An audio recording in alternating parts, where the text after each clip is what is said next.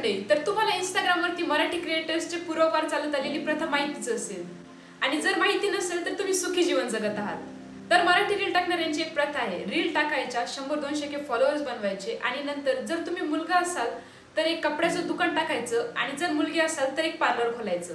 हे दोन सोडून त्यांच्याकडे कोणते धंदेच नाहीये. तर आज आपण पाहणार आहोत अशाच एका अतरंगी नमुन्याला. चला तर मग सुरुवात करूयात. माझी आई मला म्हणती वाईट पोरांच्या नादाला लागू नको. आता माझ्या आईला कोण सांगणार? त्यांचा अध्यक्षच मी आहे. अध्यक्ष विध्यक्ष नाही रे, मला सांगू याला काय आहे ह्यो. छुत्या तू छुत्या. आणि तुझ्या घरच्यांना तरी काय माहिती रे, त्यांचा वंशाचा देवा कसला प्रकाश देतो इंस्टाग्राम वरती. तुला माहितीये ना, जंगलचा राजा असतो ना एकटा बसतो. म्हणजे बाकीचे प्राणी असतात ना ते नेहमी सोबत असतात, कारण की त्या राजासमोर एकटे नाही जाऊ शकत, खाऊन घेईल ना. तर जंगलातला राजा नाही बरं का, पण जंगलातून पोहून आलेल्या खबरदारासारखा दिसतोस. नाही पण खरंच दात द्यावी लागेल याला, कारण असलं तोंड आणि असले केस घेऊन स्वतःला राजा म्हणून घ्यायची हिंमत करतोय. पैसे कमवायला शिक्षण नाही, डोकं लागतं डोकं. आणि या दोन्ही पैकी एकही गोष्ट तुझ्याकडे नाही एवढं मात्र खरंय. आयुष्यामध्ये लोकांना खूप प्रकारचे टेन्शन असतात, पण मला माझ्या लग्नाचं टेन्शन आहे. काळी बायको केली तर लोक नावं ठेवतात, जर गोरी बायको केली तर माझे दोस्त तिच्यावर लाईन मारतात. काय सांगावं तुम्हाला, लय अवघड आहे हो. भावा एक काम कर, तुझ्या विचाराला आणि टेन्शनला भावपूर्ण श्रद्धांजली दे आणि मस्त पैकी संन्यास घे. त्यामुळे निदान एखाद्या मुलीचं आयुष्य तरी वाचन. अरे बाबा तुझं का गोळ्या बिळ्या संपल्या का काय?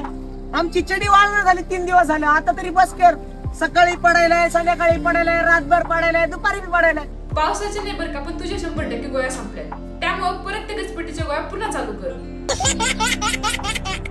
सरकारने जशी लाडकी बहीण योजना काढली तशीच एक लाडका भाऊ योजना काढा.